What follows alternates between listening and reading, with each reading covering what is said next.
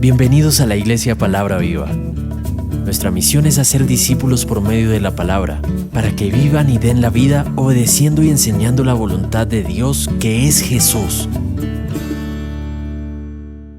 Paremos más bien la lectura del capítulo 2 del libro de Hebreos. Dice la palabra: por tanto, es necesario que con más diligencia atendamos a las cosas que hemos oído, no sea que nos deslicemos. Porque si la palabra dicha por medio de los ángeles fue firme, y toda transgresión y desobediencia recibió justa retribución, ¿cómo escaparemos nosotros si descuidamos una salvación tan grande, la cual, habiendo sido anunciada primeramente por el Señor, nos fue confirmada por los que oyeron, testificando Dios juntamente con ellos, con señales y prodigios y diversos milagros y repartimientos del Espíritu Santo según su voluntad? Porque no sujetó a los ángeles el mundo venidero, acerca del cual estamos hablando, pero alguien testificó en cierto lugar diciendo: ¿qué es el hombre para que te acuerdes de él? ¿O el hijo del hombre para que lo visites? Le hiciste un poco menor que los ángeles, le coronaste de gloria y de honra, y le pusiste sobre las obras de tus manos. Todo lo sujetaste bajo sus pies, porque en cuanto le sujetó todas las cosas, nada dejó que no sea sujeto a él. Pero todavía no vemos que todas las cosas sean sujetas. Pero vemos a aquel que fue hecho un poco menor que los ángeles, y a Jesús coronado de gloria y de honra, a causa del padecimiento de la muerte, para que por la gracia de Dios gustase la muerte por todos. Porque convenía a aquel cuya causa son todas las cosas, y porque en todas las cosas subsisten, que habiendo de llevar muchos hijos a la gloria, perfeccionase por aflicciones al autor de la salvación de ellos. Porque el que santifica y los que son santificados de uno son todos, por lo que no se avergüenza de llamarlos hermanos, diciendo: anunciaré a mis hermanos tu nombre, en medio de la congregación te alabaré, y otra vez, yo confiaré en él. Y de nuevo, he aquí yo y los hijos que Dios me dio. Así que por cuanto los hijos participaron de carne y sangre, él también participó de lo mismo, para destruir por medio de la muerte al que tenía el imperio de la muerte, esto es, al diablo, y librar a todos por el temor de la muerte. Estaban durante toda la vida sujetos a servidumbre, porque ciertamente no socorrió a los ángeles, sino que socorrió a la descendencia de Abraham, por lo cual debía de ser en todo semejante a sus hermanos, para venir a ser misericordioso y fiel sumo sacerdote en lo que a Dios se refiere, para expiar los pecados del pueblo, pues en cuanto él mismo padeció siendo tentado, es poderoso para socorrer a los que son tentados. Vamos a orar y vamos a pedirle al Señor pues que este mensaje sea un mensaje que llene en primer lugar nuestro corazón, llene nuestras expectativas de parte del Señor, y que también nosotros podamos tener la revelación suficiente para mantener nuestra vida de fe. Padre Celestial, te damos gracias, Señor, porque tu palabra es viva y porque es eficaz, Señor. Yo te pido que lo que tú has colocado para que hoy podamos como congregación conocerlo y ver la revelación de tu palabra, sea para edificar tu iglesia, sea para edificar nuestras vidas, sea para guardarnos, Señor, y para que el poder de tu Santo Espíritu obre con poder sobre cada uno de nosotros. En el nombre de Jesús, amén. Me gustaría, antes de iniciar la charla, esta predicación, es un versículo que vino a mi mente que tiene que ver todo, pero en realidad, digamos que dentro del texto de la prédica no está, y tiene que ver todo con lo que hoy vamos a ver, y es cuando el Señor Jesús le dice a la samaritana, cuando le pide agua: si conocieras el don de Dios y quién es el que te dice dame de beber, tú le pedirías y él te daría agua viva. Y eso es lo que vamos a tratar en esta mañana, justamente conocer de dónde es que proviene todo lo que Dios o lo que ha permitido que tengamos, lo que somos, quiénes somos en esta tierra y cómo debemos cuidarnos nosotros dentro de nuestra salvación. ¿Quién es ese Dios maravilloso que tenemos? Para poder hablar de lo que nos ocupa en esta mañana, que es el libro de Hebreos, en el capítulo 2, me gustaría recordar un poquito alguna tragedia que vivimos en Colombia hace muchos años, no para que lloremos por las tragedias, sino para que tengamos en cuenta cuál es el cuidado que nosotros como cristianos debemos tener cuando nosotros estamos trajinando, cuando estamos yendo en esta vida de fe. Y se trata de, yo creo que muchas personas lo recuerdan, algunas ni la conocen, pero se trata de un vuelo de American Airlines que venía de Miami hacia Colombia un 14 de diciembre, el 14 de diciembre del año 95 exactamente. Resulta que, según lo que las investigaciones que hay, pues el vuelo partió normal de Miami, solamente había 2 horas de retraso, pero ajenas a cualquier situación, y el punto es que este vuelo venía con 164 pasajeros. Todo fue normal hasta el momento en que empezó, digamos, ya el tema de la aproximación y cuando entró en contacto con la torre de control.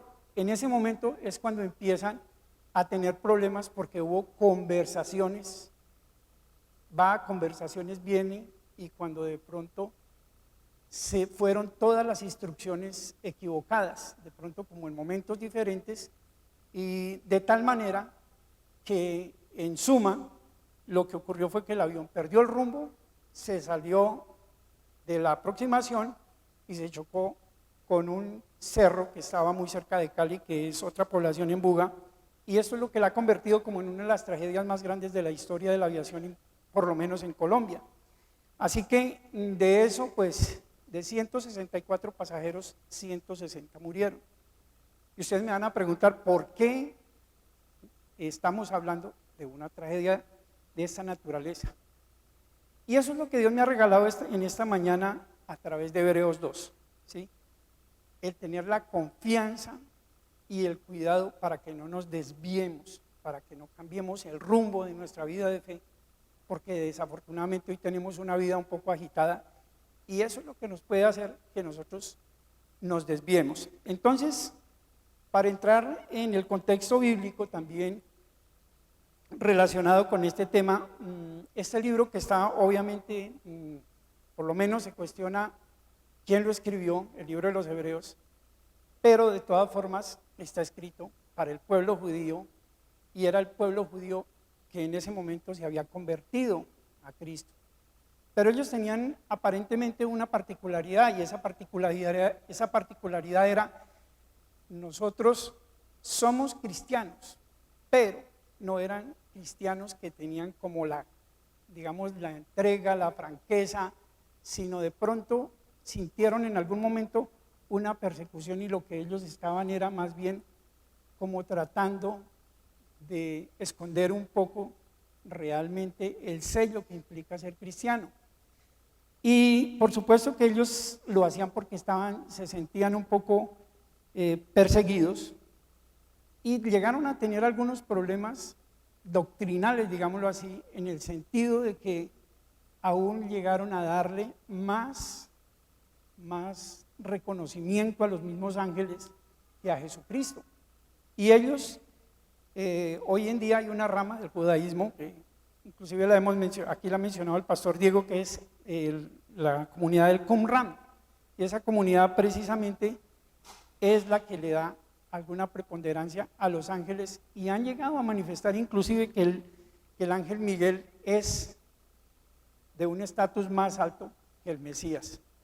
Y de eso se trata la predicación en esta mañana. Hay 2 cosas que yo más adelante les voy a por lo menos a explicar, a ver cuál es el contenido, cuál es el mensaje de esta mañana. Entonces, mirémonos un poquito nosotros, ahora ya que hemos hablado de lo que es la situación de los hebreos en ese momento, y entonces es que a nosotros nos puede ocurrir lo mismo. Nosotros como cristianos estamos aquí en un momento muy especial, viendo cómo declaramos el nombre del Señor Jesús como nuestro Señor, como nuestro Salvador, pero desafortunadamente estamos enfrentados a que cuando salimos a la calle estamos enfrentando un mundo que lleva un ritmo frenético, un mundo, un ritmo infernal, pues que nos hace como poner a prueba todo lo que somos y nos prueba inclusive hasta en la misma casa.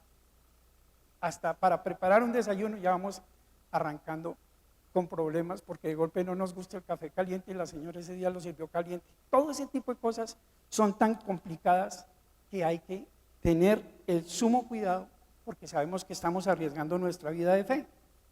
Y eso está escrito. Les voy a leer lo que dice la palabra en Mateo cuando dice: entonces os entregarán a tribulación y os matarán y seréis aborrecidos de todas las gentes por causa de mi nombre. Muchos tropezarán entonces y se entregarán unos a otros y se aborrecerán. Y muchos falsos profetas se levantarán y engañarán a muchos. Por haberse multiplicado la maldad y el amor de muchos se enfriará. Pero, más el que persevere hasta el fin, este será salvo. Y será predicado este evangelio del reino en todo el mundo para testimonio de todas las naciones y vendrá el fin. Entonces, ¿cuál es el regalo que nos da el Señor a través de este versículo? El que persevere hasta el fin será salvo. Ahora, ¿qué podría ponernos a prueba a correr el riesgo de deslizarnos? Pues simplemente un descuido, un solo descuido en el caminar con Dios, ¿sí? Cuando nosotros nos apartemos de la voluntad de Dios, automáticamente estamos perdiendo la libertad que Cristo conquistó para nosotros. Y yo creo que ninguno estaríamos dispuestos a perder lo que hemos ganado. Ahora, ¿por qué se puede dar esta situación de riesgo en nuestro medio, en lo que estamos viendo hoy en día? Porque inclusive dentro de la misma vida cristiana ya tenemos peligros. Y hablo de peligros es cuando encontramos, por ejemplo, predicadores que llevan la palabra de una forma indiscriminada. Muchas veces ni aún la misma preparación les ha permitido que ellos puedan enseñar la palabra como está escrita, cómo era el antiguo pacto, cómo es el nuevo pacto, lo que muchas veces como que nubla un poco la obra de Jesucristo, la obra de redentora de Jesucristo, y lo que hace es que precisamente podamos desviarnos, ¿sí? Hay otros pastores que seguramente predican porque han tomado la palabra por interés propio, entonces ya no la miran sino como un mercado, lo que llamamos hoy en día y conocemos en la calle los mercaderes de la fe. Estos hombres pues están interesados más es en conquistar o enseñarle a la gente a conquistar esta tierra y no a conquistar el mundo, a vivir para el alma y no vivir para el espíritu, lo que les hace pues obviamente desviar el rumbo como realmente está establecido en la palabra. Entonces, ¿qué más tenemos nosotros aquí? Además de un mal mensaje, también tenemos la amenaza de otras creencias. Nosotros estamos debatiéndonos en un mundo en el cual hoy en día vemos una corriente del humanismo que crece cada vez más y no está muy lejos. A veces en nuestra casa encontramos personas que quieren vivir con ese estilo del humanismo y no vivir bajo el Señor, son sus propios dioses y quieren pensar conforme a lo que les dicta su cabeza. Hay otros pensamientos como esto que llamamos hoy en día la nueva era, y todas estas cosas que son esotéricas, que son perversas porque llevan al hombre a desviarse, y dentro de esa parte de lo que llamamos hoy en día la nueva era, hay una corriente que se llama la angeología. Y qué curioso, yo estaba mirando, en la angeología se han inventado hasta nuevos ángeles. Hay ángeles que ni siquiera están en la Biblia, yo no sé de dónde los habrán bautizado, pero les consiguieron nombre y los tienen como los ídolos y los invocan, y existen hasta cartas de adivinación con los ángeles. O sea, es algo que realmente cada día está desviándonos más.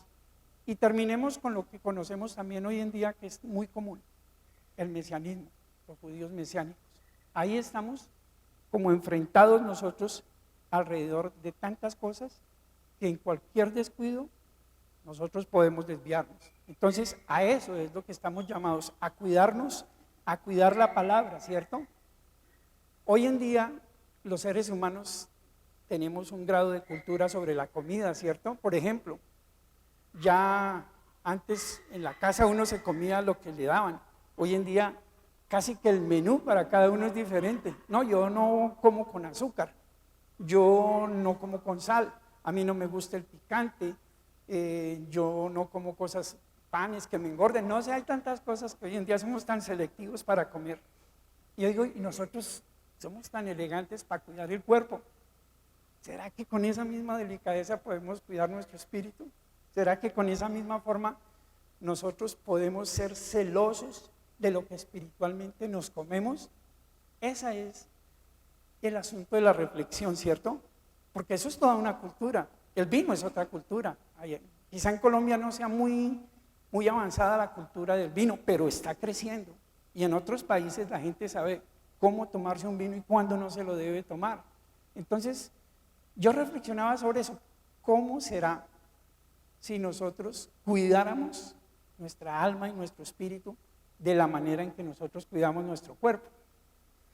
Así que yo los invito pues a través de este tiempo, en primer lugar a entender cuál fue el verdadero valor que recibimos al recibir la salvación y la vida eterna, y en segundo lugar a entender de quién viene ese regalo, ¿sí? Nosotros sabemos cuándo nos gusta un regalo y cuándo nos gusta porque viene de alguien especial. Yo espero que entendamos que ese regalo no nos lo mandó cualquiera, ni nos regaló cualquier bobadita. Entonces entremos en el texto, acompáñenme con el texto, pues ahí vamos a ir avanzando en el libro de los Hebreos capítulo 2 y vamos a examinar el versículo 1 que dice: por tanto, es necesario que con más diligencia atendamos a las cosas que hemos oído, no sea que nos deslicemos. Claro, y aquí estamos empezando un texto de algo que dice por tanto. ¿Qué será ese por tanto? ¿Sí? Y es que en el capítulo anterior, en el capítulo que le precede, pues es donde empieza una exhortación a la iglesia, diciéndole que basada en lo que estaba allí, el Señor nos enseñó que, en primer lugar, en el antiguo pacto, Él le hablaba al hombre a través de los profetas y a través de los padres. Y una vez vino el cumplimiento de la palabra cuando tenemos el nuevo pacto, pues lo hizo a través de su Hijo, ¿sí? Pero su Hijo era una persona muy especial, ¿sí? Porque su Hijo se hizo hombre, pero es que dice la Biblia que el Hijo no era inferior, sino que todo lo contrario, lo califica como heredero de todo. Por lo menos cuando uno escucha hablar de un testamento, escucha la expresión heredero universal de todos los bienes, ¿sí? Pero este es el caso de Jesús, es heredero de todo lo que hizo nuestro Padre, heredero de todo el universo. También lo dice la razón de haber hecho el universo. Y finalmente le dice al resplandor de su gracia y la imagen misma de la sustancia de Dios. O sea, estamos hablando de algo que no puede ser comparado. Entonces, de ahí la necesidad de que conozcamos correctamente la Biblia, ¿cierto? De que conozcamos todos sus fundamentos. Y pues tengo que decirlo, lo que hablábamos en el anterior punto de los mercaderes de la fe, es muy común. Yo me encontré un meme, seguramente que la gente en las redes sociales también lo pudo ver, una fotico de la famosa foto tradicional cuando hablábamos de los cuentos de San Pedro. Encuentra a San Pedro recibiendo a un hombre y tomándole cuenta, seguramente porque acaba de morir, y le dice lo siguiente: lo siento, señor apóstol, pero el evangelio de la prosperidad no le pudo pagar su salvación. Entonces, ni se salvó él y no sé a cuánto se llevaría por delante. Pero me gustó mucho, me pareció muy chistoso, Así que ese es el cuidado que hay que ver. Y en la segunda parte de este primer versículo que estamos examinando, dice, no sea que nos deslicemos. ¿Sí? Había algunas personas habrán escuchado la palabra desliz, ¿sí? Y el desliz era una expresión, por lo menos que se usaba hasta hace unos años, muy común. Por ejemplo, cuando un hombre caía en adulterio y tenía un hijo por fuera del matrimonio, o una mujer soltera tenía un niño, y entonces todo el mundo la señalaba, esa muchacha tuvo un desliz. Así era la expresión simple, tuvo un desliz, ¿sí? Ahora, miremos a ver, este desliz pues me hace como identificar la palabra, no sea que nos deslicemos, ¿sí? Y deslizarse pues significa apartarse de un camino, también significa que perdamos el rumbo, también significa que no nos extraviemos, ¿sí? Lo cierto es que sí nos están enviando un mensaje claro de que nosotros debemos tener cuidado de mantener el rumbo que nos ha señalado el Señor. El avión se desvió por malas instrucciones, por muchos errores, fue por la suma. Dios guárdanos de que nosotros no caigamos en errores que permitan que nos deslicemos, que nos desviemos. Hay una traducción que es la traducción del lenguaje actual, que de pronto nos aclara más este versículo y dice, en el mismo Hebreos 2, capítulo 1, por eso debemos poner más interés en el mensaje de la salvación que hemos oído para no apartarnos del camino que Dios nos señala. Entonces, como dice el refrán, soldado advertido no muere en guerra. Bien, veamos qué nos dice ahora el versículo 2 del mismo Hebreos, ahí el que estamos examinando, Hebreos 2:2 dice, porque si la palabra dicha por medio de los ángeles fue firme, y toda transgresión y desobediencia recibió justa retribución. La palabra dicha, ¿en qué consiste la palabra dicha? La palabra que el Señor manifestó, pues dice que esta palabra hace referencia a los mandamientos. Estamos hablando en este tiempo de lo que fueron los tiempos pasados, y aquí dice la Biblia que lo hizo en otros tiempos por medio de los ángeles, y esa palabra tenía fuerza de ley, ¿sí? Y esa palabra dice que quienes desobedecieron fueron castigados justamente, o sea, el que pecó bajo la ley fue castigado bajo la ley. Así que yo creo que podemos ver un poquito la prueba de esto en el libro, y los invito a que vayamos al libro de los Hechos, capítulo 7, y vamos a mirar desde los versículos 38 en adelante. Acuérdense que el contexto de esta palabra que vamos a leer es precisamente el tiempo de la iglesia primitiva, la iglesia que estaba naciendo después de que el Señor ascendió a los cielos. Y se estaba formando la iglesia. Miremos esta parte que dice en el versículo 38, este es aquel Moisés que estuvo en la congregación en el desierto con el ángel que le hablaba en el monte Sinaí y con nuestros padres, y que recibió las palabras de vida que darnos, al cual nuestros padres no quisieron obedecer, sino que le desecharon, y en sus corazones volvieron a Egipto, cuando dijeron a Aarón, haznos dioses que vayan delante de nosotros, porque a este Moisés que nos sacó de la tierra de Egipto, no sabemos qué le haya acontecido. Entonces hicieron un becerro y ofrecieron sacrificio al ídolo, y en las obras de sus manos se regocijaron, y Dios se apartó y los entregó a que rindiesen culto al ejército del cielo, como está escrito en el libro de los profetas. ¿Acaso me ofrecisteis víctimas y sacrificios en el desierto por 40 años, casa de Israel? Antes bien, llevasteis el tabernáculo de Moloc y la estrella de vuestro dios Renfán, figuras que os hicisteis para adorarlas. Os transportaré más allá de Babilonia. ¿Qué estaba ocurriendo en este momento?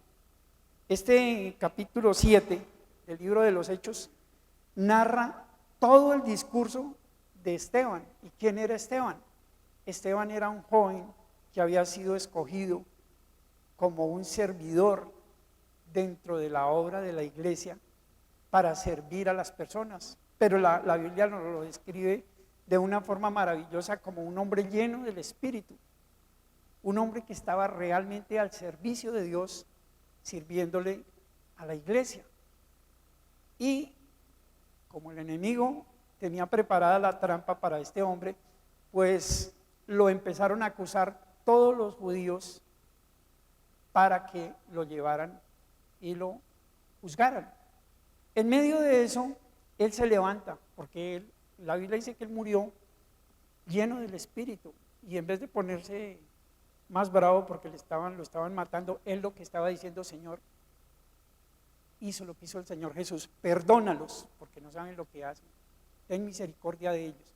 Y este hombre, precisamente dentro de su discurso, está diciendo exactamente lo que dice la palabra en Hebreos, cuando dice: este es aquel Moisés que estuvo en la congregación en el desierto con el ángel que le hablaba en el monte Sinaí, y con nuestros padres, y que recibió las palabras de vida que darnos. ¿Sí? O sea, por medio del ángel él recibió la palabra, y por medio del ángel también, así como recibió esos mandamientos, también se cumplió la palabra del comportamiento del pueblo de Israel, que al final dice: y los transportaré más allá de Babilonia. Entonces, si la ley estaba juzgando, o si la ley estaba hecha para un pueblo judío, y el pueblo judío se volvió idólatra, infiel, pues automáticamente fueron castigados, porque ellos estaban prácticamente rechazando la promesa.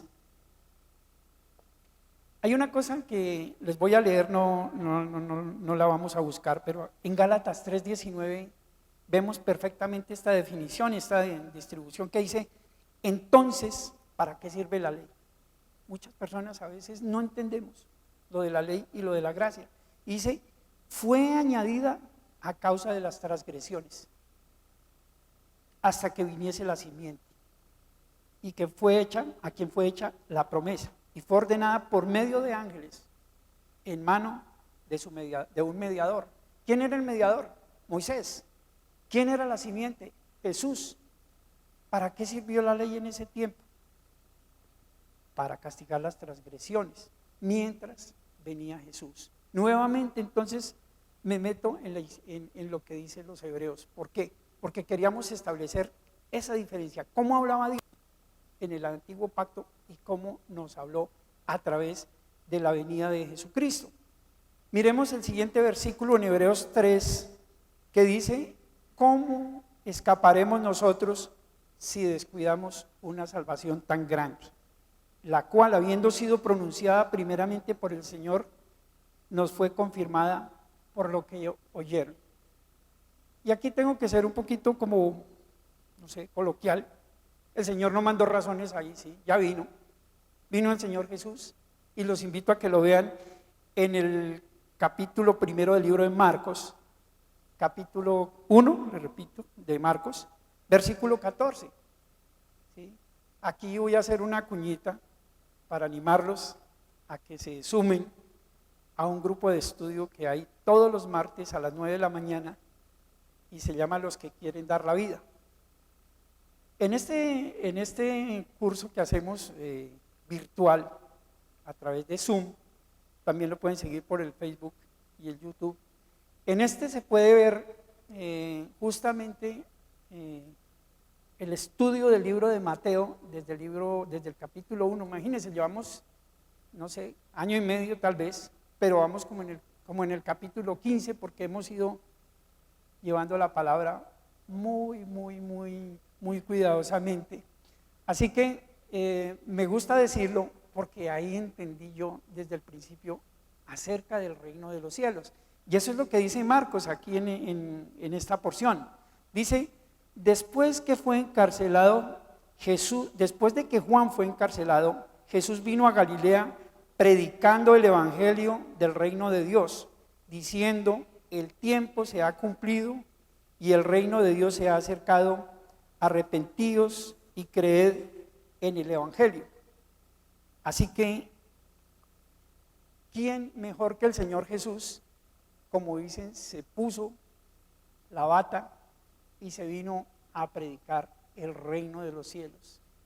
Y a mí no hay cosa que más me emocione cuando él dice: el reino de los cielos se ha acercado. O sea, estamos ante la grandeza y la maravilla de poder ver cómo hay un Dios que a través de la gracia de Jesucristo acercó el reino de los cielos para que nosotros entendiéramos. Imagínense, quizá en el tiempo en que Jesús vivió todo era muy difícil para entenderlo. Toda la gente no entendían. Yo me pregunto, ¿sería que cuando yo hubiera vivido en esos días, hubiera creído en Jesús? Yo hubiera podido pensar que era un charlatán como los muchos que habían. Pero hoy somos privilegiados. Todos los que ocupamos una silla aquí, somos privilegiados. Dios nos dio la oportunidad de ver la película completa. Tenemos la película completa. Mire, como decía algún bandido un día cuando lo fueron a castigar, ver las cosas por el retrovisor es muy fácil, pero verlas en ese momento no es tan fácil. Hoy tenemos la oportunidad del retrovisor para ver las cosas ya, el pasado, pero lo vemos completo. Y esa oportunidad es maravillosa cuando el reino de los cielos es predicado por el mismo Jesús, y hoy vemos el desenlace, y hoy vemos la oportunidad de creer en una obra perfecta, en una obra redentora como la que hizo el Señor Jesús. Dice la Biblia en el versículo 4 del libro del segundo capítulo de Hebreos: testificando juntamente con ellos con señales y prodigios y diversos milagros y repartimientos del Espíritu Santo según su voluntad. Aquí me voy a otra versión que también nos enseña un poquito más claramente, que es la versión de Dios hablado, y que dice, en la versión de Jerusalén, dice: testificando también Dios con signos y prodigios, con toda suerte de milagros y dones del Espíritu Santo repartidos según su voluntad. ¿Y a qué dones se refiere? Pues miremoslos, examinémoslos en la primera carta del apóstol Pablo a los Corintios, en el capítulo 4. Los invito a que miremos Primera de Corintios, capítulo 4, versículos 1, y vamos a ir hasta el 11. Dice esta porción: no quiero, hermanos, que ignoréis acerca de los dones espirituales. Sabéis que cuando eras gentiles se os extraviaba llevándoos como se os llevaba a los ídolos mudos. Por tanto, os hago saber que nadie que hable por el Espíritu de Dios llama anatema a Jesús, y nadie puede llamar a Jesús Señor sino por el Espíritu Santo. Ahora bien, hay diversidad de dones, pero el Espíritu es el mismo. Y hay diversidad de ministerios, pero el Señor es el mismo. Y hay diversidad de operaciones, pero Dios, que hace todas las cosas en todos, es el mismo. Pero a cada uno le es dada la manifestación del Espíritu para provecho. Porque a este es dada por Espíritu palabra de sabiduría, a otro palabra de ciencia según el mismo Espíritu, a otro fe por el mismo Espíritu, y a otro dones de sanidades por el mismo Espíritu, a otro el hacer milagros, a otro profecía, a otro discernimiento de espíritus, a otro diversos géneros de lenguas, y a otro interpretación de lenguas. Pero todas estas cosas las hace uno, y el mismo Espíritu, repartiendo a cada uno en particular como Él quiere. ¿Sí? Noten algo dentro del texto que hemos leído, y es que siempre vamos a encontrar por el mismo Espíritu. Y esto del mismo Espíritu es una prueba fehaciente de Jesús, porque Él nos dejó el Espíritu Santo, ¿sí? Y ese mismo Espíritu Santo fue el que repartió cada uno de estos dones de la manera como Él lo quiso. ¿Y qué quiere decir esta porción? Según lo que yo estoy entendiendo, es que de ninguna manera quien hoy vive en el Espíritu tiene que vivir como dice en los primeros versículos, cuando eran gentiles que eran extraviados fácilmente porque se les llevaba a los ídolos mudos. Hoy estamos viviendo con un Espíritu Santo que realmente es vivo. Y el Señor quiere probar que está tan vivo que a cada uno de nosotros nos dio dones y que nosotros podemos ejercer esos dones. O sea, somos vivos en Jesús, tenemos una vida espiritual que nos hace probar que tenemos la capacidad de su poder. Así que si usted es nacido en el Espíritu, en primer lugar ya no va a un ídolo mudo, ¿cierto? Y eso quiere decir que usted ha sido dotado de estos dones. ¿Cuál es el desafío? Pues ponerlos a funcionar. Podemos ponerlos a funcionar para manifestar la grandeza de Dios, ¿cierto? ¿Por qué encontraríamos la razón de usar estos dones? Primero, porque tenemos el poder de Dios para mostrar al mundo quién es Dios. Y segundo, porque cuando utilizamos nuestros dones también nos mantenemos en la línea y seguramente va a ser más difícil de que nos desviemos, ¿cierto? Yo los invito, a través de los dones seamos de las personas que estamos edificando la iglesia. Yo no, pensaría que sería muy triste que nosotros venimos a la iglesia el domingo, nos vamos para la casa, volvemos el otro domingo y llevamos una vida de rutina en la cual nosotros no estamos haciendo parte de la obra del Señor, y para eso hemos sido dotados justamente del poder del Espíritu Santo. Recapitulemos hasta aquí un poquito, porque sé que el tema tiene varias aristas. Y yo podría resumir lo que hemos hablado de esta manera. Primero, que en el pasado Dios habló a los hombres a través de los padres y los profetas. En segundo lugar, que en los nuevos tiempos lo hizo a través de su Hijo Jesucristo, quien nos trajo la promesa de salvación. Luego, nos hace una advertencia en la cual nos dice, yo no quiero olvidar esta palabra, deslizarnos. Cuidado, no se deslicen. Ese es el desafío. Ahora, en la parte que vamos a ver más adelante, en esta como una segunda parte, es la condición en que vino Cristo a manifestar su reino y manifestar su promesa de salvación, ¿sí? Porque ahí es donde más cuestionaban precisamente, digamos, el puesto que ocupaba el Señor. Y entonces para eso los voy a invitar a que sigamos leyendo en el libro de Hebreos, en el capítulo 2, de los versículos 5 en adelante. Y dice la Biblia, porque no sujetó a los ángeles al mundo, porque no sujetó a los ángeles el mundo venidero acerca del cual estamos hablando.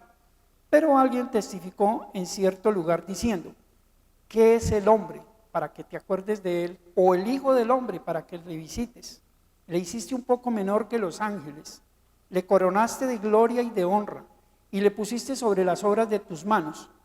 Todo lo sujetaste bajo sus pies, porque en cuanto le sujetó todas las cosas, nada dejó que no sea sujeto a él. Pero todavía no vemos que todas las cosas le sean sujetas. Pero vemos a aquel que fue hecho un poco menor que los ángeles, a Jesús, coronado de gloria y de honra, a causa del padecimiento de la muerte, para que por la gracia de Dios gustase la muerte de todos. Aquí tenemos varias cosas.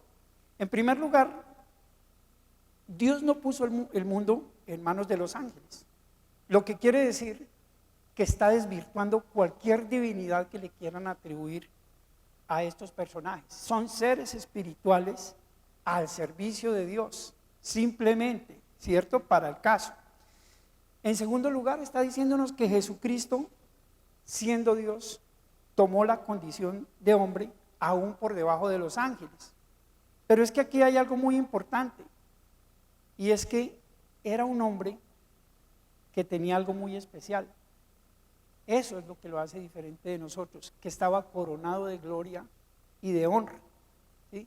Mire cómo lo describe el mismo versículo 9 que estamos leyendo en Hebreos, pero se los voy a leer en la versión de Dios habla hoy. Dice, pero vemos que Jesús, a quien Dios hizo algo menor que los ángeles, por un poco de tiempo, está coronado de gloria y honor a causa de la muerte que sufrió. Dios en su amor quiso que experimentara la muerte para bien de todos.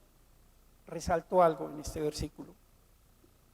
Dios hizo algo menor que, pero vemos a Jesús que Dios hizo algo menor que los ángeles por un poco de tiempo. Y aquí es donde seguramente la gente se puede equivocar, porque pueden decir, es que estaba por debajo de los ángeles. No, fue cuando Él se rebajó, tomó la condición de hombre, pero aquí la misma Biblia dice, lo hizo por un poco de tiempo. Era precisamente para poder consumar su plan de rescate, de salvación para nuestras vidas. Yo por lo menos me siento orgulloso de que la Biblia diga que Él tomó la condición de hombre, porque nosotros finalmente somos eso, somos seres humanos, somos hombres y mujeres, y lo más importante es que Él tuvo tantas cosas tan grandes. Por ejemplo, voy a citar ejemplos simples, en Él no hubo pecado, como dice la Biblia. Él padeció la muerte por la humanidad, Él derrotó la muerte con su resurrección. Pregunto, ¿cuántas cosas de estas tres que simplemente yo mencioné podemos hacer nosotros? Ninguna, ¿cierto? Difícil, hay una por ahí que se mueran por otro, pero no creo. Y además de eso, yo sí quisiera invitarlos a que hiciéramos la tarea de pronto en un tiempo de reflexión, en la soledad de nuestra oración, en nuestra casa, en la intimidad con Dios, y miráramos esa condición de hombres y miráramos cuántas cosas más nos diferencian del Señor para entender la grandeza de Jesús, porque eso es realmente lo que la Biblia quiere destacar, la divinidad de Jesús y la terrenalidad nuestra. Hay algo muy importante que dice el libro de Mateo, precisamente cuál fue el destino de Jesús, y es que Él en primer lugar no vino para ser servido, sino vino para servir, y resalta, para dar su vida en rescate por muchos, y muchos somos todos nosotros. No hay nadie excluido, nadie que confiese el nombre de Jesús está excluido de ser rescatado. Y mire otra parte que los voy a invitar a que vayamos también para que la veamos, en el libro de Filipenses, capítulo 2, versículo 5, también habla de la condición en la cual se rebajó Jesús para poder llevar a cabo, consumar su plan de salvación. Dice Filipenses 2, 5 y siguientes: haya pues en vosotros este sentir que hubo también en Cristo Jesús, el cual siendo en forma de Dios, no estimó el ser igual a Dios como cosa a que aferrarse, sino que se despojó a sí mismo, tomando forma de siervo, hecho semejante a los hombres, y estando en la condición de hombre, se humilló a sí mismo, haciéndose obediente hasta la muerte y muerte de cruz. Por lo cual Dios también lo exaltó hasta lo sumo y le dio un nombre que es sobre todo nombre, para que en el nombre de Jesús se doble toda rodilla de los que están en los cielos y en la tierra y debajo de la tierra, y toda lengua confiese que Jesucristo es el Señor. Clarísimo, Él es el Señor. Tomó forma de siervo. ¿Qué no hizo? Para que nosotros entendiéramos que el regalo de la salvación tenía un valor incalculable. Sigamos con el versículo, con los versículos del libro de Hebreos, que dice en el versículo 10, ya vamos, dice: porque convenía a aquel por cuya causa son todas las cosas, y porque en todas las cosas subsisten, que habiendo de llevar muchos hijos a la gloria, perfeccionase por aflicciones al autor de la salvación de ellos. Indudablemente, Jesús en su condición de Dios, pues ya sabía que se estaba enfrentando, y por eso experimentó la prueba, experimentó la angustia, experimentó el dolor. Y más adelante en el libro de los Hebreos, en el capítulo 5, si quieren los invito a que vayamos allá a Hebreos 5, 7, mire cómo describe el autor precisamente esta prueba que estaba enfrentando el Señor. Hebreos 5, 7 dice: y Cristo en los días de su carne, ofreciendo ruegos y súplicas, con gran clamor y lágrimas al que le podía librar de la muerte, Fue oído a causa de su temor reverente. Y aunque era hijo, por lo que padeció, aprendió la obediencia. Y habiendo sido perfeccionado, vino a ser autor de eterna salvación para todos los que le obedecen. Y fue declarado por Dios sumo sacerdote según el orden de Melquisedec. Yo decía, bueno, cuando uno lee, por ejemplo, allá en el momento en que el Señor se está enfrentando en oración con el Señor, cuando le dice, aparta de mí este cáliz,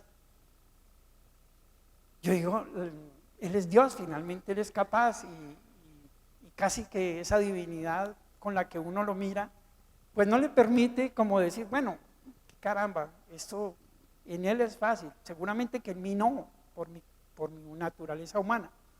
Pero mire que aquí está diciendo que Él ofreció ruegos y súplicas con clamor y lágrimas. O sea, poder entender que Él estaba clamando al que tenía el poder para librarlo de la muerte. Yo creo que eso da un significado muy grande de lo que es realmente el sacrificio en la cruz, ¿sí? Y es lo que lo perfeccionó, junto con la obediencia, porque dice que vino a ser el autor de eterna salvación. ¿Qué humano o qué ángel, en este caso que estamos viendo hoy, podría tener esa impronta que diga autor de la eterna salvación? Solamente Jesús. Solamente Jesús tiene esa impronta que estará siempre en el corazón de cada uno de nosotros, en el corazón de los que realmente confiamos, creemos, los que hemos declarado su nombre, los que hemos reconocido su grandeza. Hasta el punto en que Dios lo reconoció, como dice la palabra, que fue declarado sumo sacerdote. Acordémonos que los sacerdotes en el antiguo pacto eran hombres, inclusive muchos de ellos tenían una tribu especial y tenían un llamado, pero estos hombres hacían sacrificios cada año, tenían que ir a repetir la tarea para que pudiéramos volver a tener un poquito del perdón de Dios. Pero el sumo sacerdote tiene otra gran diferencia con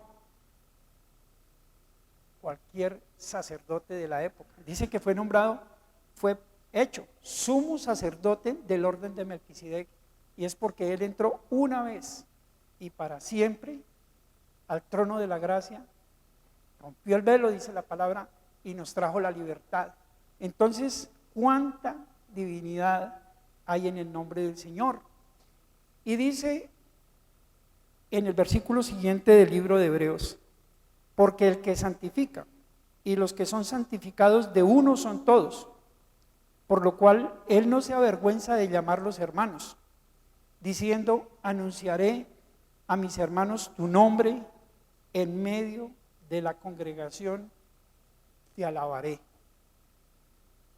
Yo pienso y digo, cuántas cosas, o mejor, de cuántas maneras el Señor manifestó su amor por esta humanidad, que nos puso hasta en condición de hermanos, ¿sí? Pero es que los hermanos, no estaba hablando de hermanos de carne ni de sangre, que son a veces los que nos trasnochan, los que nos arrancan los pelos cuando nos angustiamos por la familia, ¿sí? Como la hermandad que él estaba proponiendo. Ser hermanos, como él lo dice, implicaba algo muy especial. Acuérdense, cuando él estaba predicando en una sinagoga, de pronto se le aparece una persona afuera, una persona y le dice, afuera están su madre y sus hermanos. Era su sangre. Y él le dice, mis hermanos son ustedes. Por eso nosotros nos llamamos hermanos en la fe, ¿cierto? A veces le dicen a uno, buenos días hermanito. Sí, o como quiera que sea, nos decimos hermanos. Pero ¿es por qué? Por esa afinidad espiritual, por esa afinidad que tenemos en Cristo, ese parentesco espiritual que nos ha dado el Señor. Y Él les dice, mis hermanos son todos ustedes, porque mis hermanos son los que hacen la voluntad de Dios. Eso es lo que nos identifica. Y ese es como el común denominador de nosotros los que por lo menos predicamos en nombre del Señor Jesús. Y hay una parte que me gustaría invitarlos a que fuéramos también allí en Juan 20:17, que dice lo siguiente. Juan 20:17. Jesús le dijo: no me toques, porque aún no he subido a mi Padre, mas ve a mis hermanos y diles: subo a mi Padre y a vuestro Padre, a mi Dios y a vuestro Dios. Fue entonces María Magdalena para dar a los discípulos las nuevas de que había visto al Señor y que Él le había dicho estas cosas. Una vez más, vemos cómo el Señor manifiesta que aún sus discípulos son sus hermanos. ¿Por qué? Porque en este momento el Señor estaba recién resucitado y se encontró con María Magdalena. Y Él le dice: no me toques, pero sí vaya y dígale a mis hermanos lo que has visto. ¿Y qué había visto? Pues la resurrección. Había visto nuevamente a Jesús vivo, de tal manera que ahí le dice: dígale a mis hermanos. Nuevamente, ¿a quién está identificando como a sus hermanos? Pues está identificando justamente a sus discípulos, a las personas que compartieron toda la revelación de la palabra durante 3 años, por lo menos es lo que narra la palabra. Y entonces ahí es donde está diciéndole: estos son mis hermanos, vaya y dígales. Prácticamente le está diciendo: lleven el mensaje de que yo vencí al mundo con mi resurrección. Y dice nuevamente, o vamos más bien hacia el versículo 13 y siguientes de Hebreos para continuar en la línea que llevamos del capítulo 2 de Hebreos. Dice: y otra vez yo confiaré en Él, y de nuevo he aquí, yo y los hijos que Dios me dio. Así que por cuanto los hijos participaron de carne y sangre, Él también participó de lo mismo, para destruir por medio de la muerte al que tenía el imperio de la muerte, esto es, el diablo, y librar a todos los que por el temor de la muerte estaban durante toda la vida sujetos a servidumbre. Porque ciertamente no socorrió a los ángeles, sino que socorrió a la descendencia de Abraham, por lo cual debía ser en todo semejante a sus hermanos, para venir a ser misericordioso y fiel sumo sacerdote en lo que a Dios se refiere, para expiar los pecados del pueblo. ¿Quiénes éramos nosotros? Pues nosotros, como todos los seres humanos, veníamos precedidos del pecado. Nacimos con la tragedia del pecado a cuestas, y por nosotros fue que vino. Clarísimo, Él no vino por los ángeles, porque está diciendo: yo vine fue por la descendencia de Abraham. Yo vine a cumplir la promesa, como en efecto sucedió. Entonces, entendamos de verdad que nosotros hoy tenemos, en primer lugar, un Dios con un Hijo que es perfectamente divino, que cumplió con su promesa, que ascendió a los cielos, y la promesa es que regresará nuevamente, ¿cierto? Pero Él fue el que nos libró de ese castigo que teníamos, de esa marca de la muerte que teníamos a través del pecado con el cual venimos, con el cual nacemos todos, ¿cierto? ¿Y cómo lo hizo? Ya lo vimos en Hebreos 5:7, cuando dice que Él sufrió, padeció, aprendió la obediencia.